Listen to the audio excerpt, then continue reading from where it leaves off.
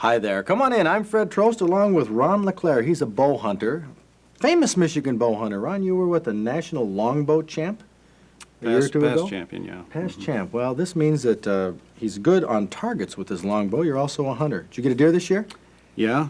Okay. Got a doe. Got a doe. Well, not the big buck that we wanted you to have in our No, big buck contest. The big buck eluded me this year. Oh, yeah. Well, you're also a small game hunter. The thing is with a longbow, we're going to talk about these in just a moment, but you see this 50-cent piece on the end of the arrow? Ron LeClair can shoot aerial targets including 50 cents out of the air. You don't believe it? Let's go back to the Bow Hunters Rendezvous and take a look at the tape when he did it. In an afterthought, Ron LeClair said that he's going to take a shot at a $50, a la Howard Hill. You guys ready? Oh! That was pretty close. We can try that again? Have you ever hit a $50 before? Yeah, I've hit quarters before too, but you know, some days you got it, some days you haven't. Yeah, okay. Hey! Hey, that's all right. From the rugged shore and woodlands of the north, it's history of copper mines and iron ore, the Great Lakes fisheries. To the farmlands of the southern counties, we'll look around again at all that waits the sportsman in the state of Michigan.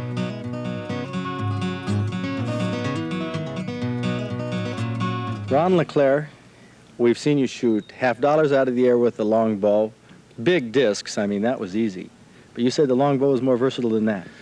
Some people believe the longbow is too long to shoot from a blind or carry around in the woods. But the longbow is very versatile. It can be shot from any position. I'll demonstrate a little shooting from the kneeling and laying down and whatnot. Okay, we'll go ahead. How versatile it is.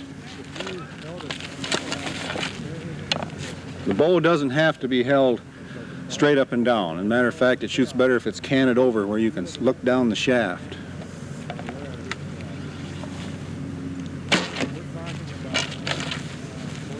Dead shot. Oh, yeah, now here's a position I'm sure a lot of bow hunters are familiar with. Belly sneak up on a deer. You can get your shot off without getting up. Look at that. Oh, no, there's more?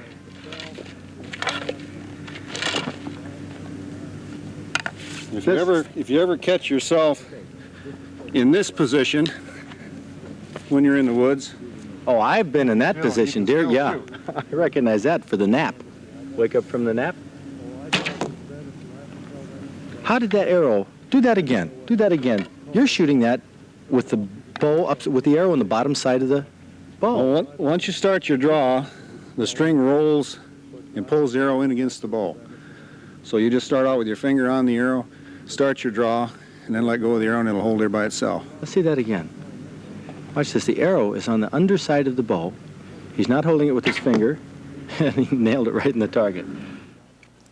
It's called traditional archery, longbow hunting. And look at the type of things that Ron LeClair uses. His arrows, very classy arrows, handmade, along with this quiver, deer hide quiver with the deer hair on it. That's really something. But you traditional archers, as you call yourselves, use these traditional bows that you can use like that. Shoot upside down, all kinds of crazy positions.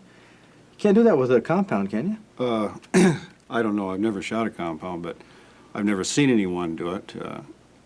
I've shot recurves for years. I've shot bows all my life, but the longbow is more fun because it is so versatile. Well, it's called longbow. Look at it. This is almost 6 feet tall here, as tall as we are. Yeah. This bow that you're holding, that doesn't look like a fiberglass bow. What's that made out of? That's made out of a yew, Y-E-W. It's what the English made their bows out of 600-700 years ago. They fought wars with these bows. Robin Hood used a bow like this, and this is a modern reproduction. The yew comes from the mountains in Oregon. And now, of course, here's a more modern longbow. This one obviously is laminated. Laminated, yes. It has 5 laminations in it. What's it says on the side here? It looks like 104 pounds. What kind of nonsense is this? Well, I call that bow the Brute. The Brute, I guess That's my so. elephant bow. I use it mainly for an exercise bow, but you can hunt with it if you're man enough, I guess. Let's see. Well, Give it I a don't try. know. Let's see. Pull it back to full draw. That's it. Is this full draw? No, full draw's back here. Never make it. 104 pounds. Well, let's take a look at a tape right now of some of the things you can do with a longbow. We've seen you shoot aerial targets. Now, this is something that you normally practice on right here, Ron. Larger discs out of the air. A longbow is uniquely suited to small game hunting because it doesn't have a letdown, like a compound does. You can pull back, shoot instinctively. Do any longbow shooters ever use sights on their bows? I've never seen one. I suppose you could if you were strictly a target archer, but it defeats your purpose if you're a hunting archer, because then you're restricted to holding your bow straight up and down.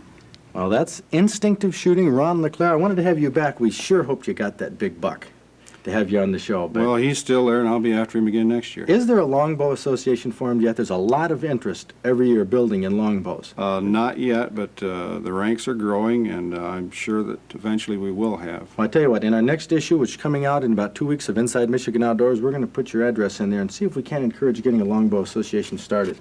Right now, Ron, we don't have your big buck to lead into our trophy report. We have some big fish coming up, but this is one of Ron LeClair's trophies, the 50-cent piece on the end of the arrowhead, and that will take us right now into our Michigan Outdoors trophy report. Here's a walleye that I'd take to a taxidermist if I caught it. At 9.5 pounds, it could very well be the largest walleye that Jack Lanning from Jenison ever catches. He took it this summer in Manistee County, Portage Lake, trolling a Hottentot. I wouldn't be surprised to see more walleye this size come from Manistee County this winter. October was a good fishing month this year in Michigan Outdoors with the warm weather. Made it pleasant for steelhead anglers like Tony Rusin from South Lyon to be out on the streams. Tony was still fishing a spawn sack at 8 in the morning at the mouth of the Boardman River on Grand Traverse Bay when he hooked and landed this silvery steelhead that weighed in at 15.5 pounds. Good to see fish like that coming out of the Traverse area. And that was on October 17th, by the way. And just 5 days later, in his red wool shirt, Joe Demers from East Detroit was out on Lake St. Clair. The third day of pheasant season was worth missing for Joe because he tied into a muskie of a lifetime. Almost 25 pounds, it hit a spoon plug, a good versatile lure for bass, pike, or muskie. It must have been thrilling to battle a muskie this size, but you know, there are even bigger ones out there. Here's a steelhead that was taken on the 5th day of deer season, November 20th, on a classic Michigan steelhead stream, the Platte River. Mrs. Deanna Dandron from Monroe, decked out in maize and blue, but not wearing a rose, was the lucky angler. She was casting a spawn bag just after daylight, a time when she should have been sitting in her deer blind. But who knows? She probably already bagged a buck and just wanted to add a 15-pound, 5-ounce steelhead to her game bag. That's the classic surf and turf fish and game meal for Michigan, but no rosé this year. I know the weather isn't cooperating, but it's time we talked ice fishing in our trophy reports. Here's a trophy yellow perch taken at the end of February last year from East Grand Traverse Bay. At 2 pounds even and 16 inches long, this perch is as much of a trophy as any fish you've seen on this trophy report. For inspiring us to get out ice fishing, let's make Russ Lupo from Jackson our Michigan Outdoors Master Angler of the Week. One of the enjoyable things about traveling around Michigan Outdoors is we never know what we're going to find, the interesting people we're going to meet, the interesting things we're going to see. We're south of Big Rapids right now at Canadian Lakes. There's a little shopping center here called Country Corners. And in this shopping center, we ran across one of my favorite types of shops. It's a taxidermy shop, Hixon Taxidermy and Wildlife Galleries. Now, walking in the showroom here, we find a lot of the things you find on the walls of a taxidermy studio, the mounted heads and rugs, but there's some other interesting things in this studio. Well, like right here, we have a caribou, a full mount of a caribou. This is why, one reason I enjoy taxidermy. It gives people a chance, and especially kids, to come up and see what these animals are like up close. Oh, we have over here, here's an interesting mount, a Michigan coyote with a bobwhite quail in its mouth. A little bit different, a little bit unique, but that really portrays a predator in the wild. Oh, over here, here's a full-size mount of a white-tailed deer. You can see how big a white-tailed deer is, or a lot of people are surprised how small they are. This one probably weighed about 180 pounds when it was live. A nice Michigan buck. But one of the most interesting things about this taxidermy studio is talking with Chris Hixon. Chris, how you doing? Good, Fred. And finding out about your dioramas. Look at this here. This is like a museum. Yeah, this is quite unique to any taxidermy studio in the state of Michigan and in the Midwest, as far as that is concerned. We just opened this up last week, and we've had just hundreds of people come in here and look at this. We've got 30 different species of animals in here, and it's quite a challenge to find every one of those animals in here. And this is a typical Michigan marshland diorama display. Really an educational diorama, Chris. You have some really nice work in there. You know, my favorite, the big game animals, a dramatic scene, what you call this autumn encounter? Yeah, this is an autumn encounter, and Wow. we're portraying here, we have a couple of timber wolves. They're from British Columbia. And we have a grizzly bear in there that has pulled down a caribou in the fresh snow, and he's covered him up, and the wolves have found a blood scent and have followed it up to the caribou kill. And now we have what we call the encounter, where the bear is defending his kill, and the wolves are trying to steal a piece of meat away from him. Oh, this is really realistic. A lot of people, I've heard them come in here to the gallery and say, "Oh, the blood." Oh. Yeah, there's most people. They don't want to see that. You know, they don't want to see death in nature. But it's the way it is. You know, it's natural. The bear is a carnivorous animal, and so are the wolves. And That's the way it happens. That's the way it is. Of course, a lot of people don't know what taxidermy is all about, what goes behind it. I mean, it's a combination of art and science and sculpture and architecture, right? Right. How about giving us a tour You bet. through your Let's go. facilities? This Sure. will be interesting.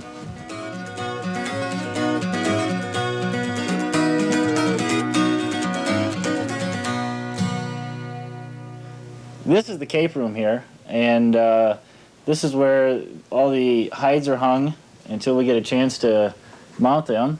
It looks like you have And, quite a variety here. What, caribou? Oh yeah, we got Deer. caribou. These are antelope here. Huh. Some whitetail. I believe there's a mule deer right around the corner here.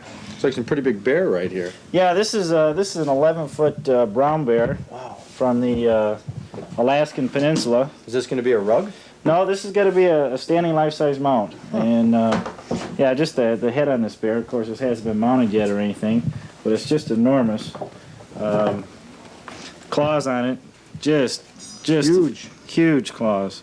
Yeah. This has got to make quite an impressive mount here. Okay, well now how do you go about doing this? That's what people wonder. Where do you put this hide and the capes? Well, let's go back to another room and I'll show you how we do her. Okay. Okay, now people have to understand now that the only thing that is real on a mount that we do is the skin, which is the outside covering, and if it's an antlered or horned game, the antlers. The rest of it is what, synthetic? Synthetic, we make that out of polyurethane foam. Now what are these? These are our molds here. This is what we make the mannequin from. And these are injected with polyurethane foam. Oh, I see. So the foam goes inside of this. Right. And it comes out to look something like, right here. Right. What have we here? Is this a elk or? This is a caribou. And the horns are attached on top of here, and the skin is fitted Right over there. right over the mannequin. Okay. Oh, that's lightweight. Well, here's one here. I guess it's been That one's set Not up ready ready to go, right there. ready to put the skin on. Right. Just put the skin right over it. Antlers are real. The rest of it is synthetic. Of course, you do this for your full-size mounts like that bear. Forms like this. Right. Of course, that bear's going to require a lot bigger form than that. This is just a small black Small bear black there. bear. Huh. Okay, so we move out into where you assemble these animals. Okay.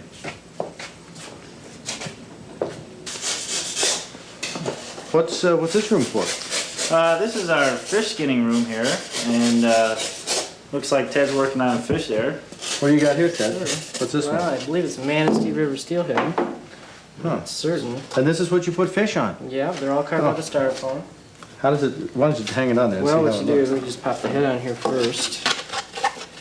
And this is to be a pedestal mount, so it looks a little awkward on the form. There's going to be two good sides to the fish instead of just your regular show side. Oh, I see. You mean it's going to be sitting with a... up the Yeah, middle? of course. Oh, that's why they cut it down the middle. Right. You did it that way. Well, they could have cut it on the back side. It would have been a little easier.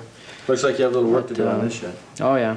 Of course, the fish lose a lot of their color. You paint them here? Oh, yeah. Hand paint the scales and the spots, and use a combination of hand painting and airbrushing. Is that what's That's You're doing what right here? we've got going on over here.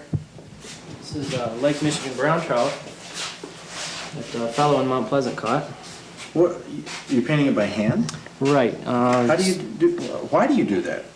Go ahead, Well, show us how you do that here. Big reason, I don't know if you can see in here the natural scales. They stand out. Okay, they've lost all their iridescence, with the silver color, which a normal fish fresh out of the water would have.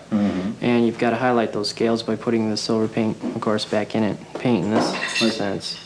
But you just dip the brush in lacquer thinner and get a little paint on your brush. I use oil paints here.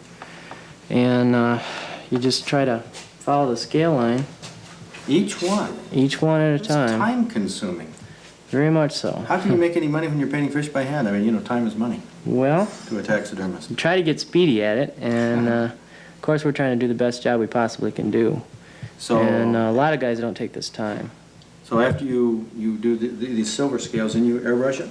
Right, I sure do. Now I'll put the natural color tints back in it. Keep up the good work there, Ted. That's interesting. Thanks, Fred. Where do we go next, Ted? Well, let's go out to the place where all the animals are assembled. Okay. Looks like your upholstery department here, Chris. Yeah, this is our rug department over here. Looks like a little Michigan black bear, I'd say. It is. It's this bear was shot up in the UP. Okay, so with this, the only thing you use is the hide. Looks like plastic teeth. Plastic teeth, which are far superior to using the real teeth. How come? Well, in years past, taxidermists used to use the real teeth, and we found out over the last 10 or 15 years that they have a tendency to crack. Okay, they will continue to dry out and crack. So these will last longer. So now we've gone to plastic teeth, which Glass eyes. glass eyes, of There's course. a lot of this, of course, you have to paint like you do the fish. Right. This is all hand painted and which restores all the natural colors back to the membrane areas. Let's see what's under a rug. Foam? Foam padding. Carpet padding. Right. This this adds body to the rug, makes the hair look thicker and fuller.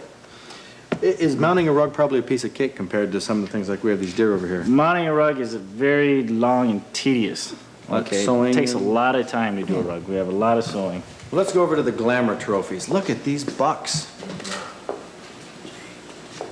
What's the story behind these bucks? Looks like a couple of trophies. Yeah, these are a couple of real dandies here. These are two trophy bucks. They were found dead, and because obviously they had locked their horns together and they could not pull them apart.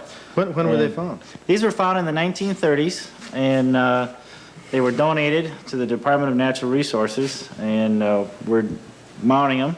Of course, Well, now hold it. If these were found in the 30s, this can't be the hides. Nope, those not the real hides on them. Of course, the real hides were no good, and we've taken a couple of deer capes that we had, and we've turned these into a nice mount here. Okay, so people will be able to maybe see an unusual, realistic presentation of deer with locked antlers. Yep. Taxidermy is a real art, something a lot of people aren't too familiar with, which is why we did this feature at Hixon's, and which is why we're holding a Michigan Outdoors Taxidermy Contest and Exposition at the Boat and Fishing Show at Cobo in February. That's a place where you'll gain a real respect for the art of taxidermy. Well, great. Well, I tell you what, Jim, you're doing a good job there. Thank you. In fact, all you fellas here, a couple of, 4 young guys working Yeah, together? we're a couple of young, ambitious, hard-working guys here, I'll tell you. Well, Chris, I am impressed. You've done a terrific job here on your mounts. The dioramas especially are really interesting. If people want to come up and look at this for themselves, when can they do it? Well, we're open 7 days a week here, and we invite everybody to come up, bring their kids along, see our showroom, talk to us, Great. answer any questions they might have. Great. Well, that's what taxidermy is all about, I think. It's an art form, and it's also very educational. Chris, best of luck in your business. Thank you, Fred. This is really... You'll see some of Hixon's mounts at the Taxidermy Exposition at the Boat and Fishing Show. His diorama Ottoman counter will be there. And we've sent out rules to all licensed taxidermists in Michigan for our taxidermy competition. We'll be holding that on January 27th, right here at Michigan State University, the judging pavilion. All taxidermists are invited to enter, and the public can come and watch the judging. But how about some of these paintings, some of our first entrants in our wildlife We're getting competition? entries into our artist competition. We have 10 categories, a sportsman category, wildlife categories. Of course, people will be able to see this at the Boat and Fishing Show, which is in our... Michigan Outdoors Outdoor Calendar. Well, thanks, Ed. I wonder if this angler here on our picture is concerned. He's a trout fisherman. He might be concerned about these canoeists over his shoulder. But looking ahead towards 1983, he's probably also concerned about the cutbacks that are pending right now in the DNR Fisheries and Wildlife divisions, as well as maybe some license fee increases. So I talked to our man at the legislature, Bob Garner, about that and asked him if these were the biggest issues facing sportsmen in 1983. It's fair weather. We can't guarantee the weather, though. Can guarantee a good show next week. Our fish filleting competition, special guest, Attorney General Frank Kelly, talking about Indian fishing. So join us, and you have a good weekend in Michigan Outdoors.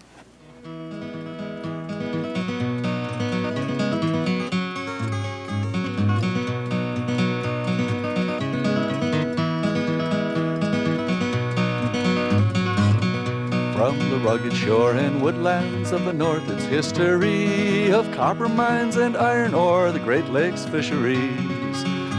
To the farmlands of the southern counties, we'll look around again in all that waits the sportsman in the state of Michigan.